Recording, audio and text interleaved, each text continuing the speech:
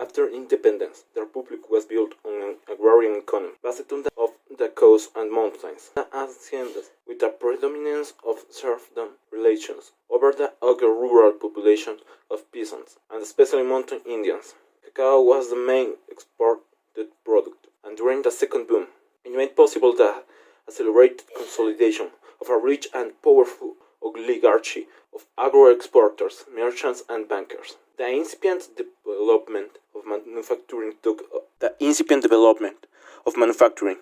off there at the beginning of the 20th century, at the first manufacturing in isolated areas of the Sierra were barely visible in the 1920. Until the early 1960, Ecuador was one of the most backward countries on the continent, with a pre-capitalist structure predomination.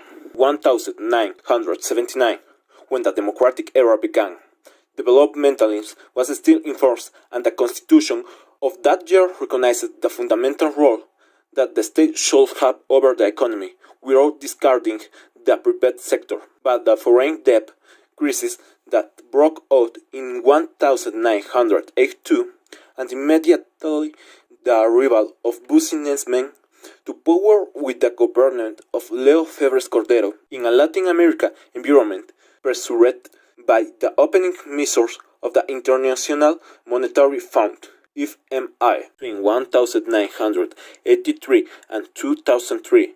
16 letters or economic programs were signed with the IMF, all with the same content of measures: liberalized markets, interest and price, including public tariffs and swaps; reform the tax system by giving priority to VAT over direct taxes such as income taxes. In addition, since 1998, there was a new constitution that enshrined neoliberalism. Ecuadorian neoliberalism, as it happened in all of Latin America, depended social inequalities for the benefit of wealthy layers and the privileged economic groups.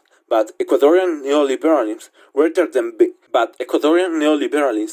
rather than the begin linked to the economic values, principles, or theories that support it, was built on oligarchic conscience of the economic elites that promoted it.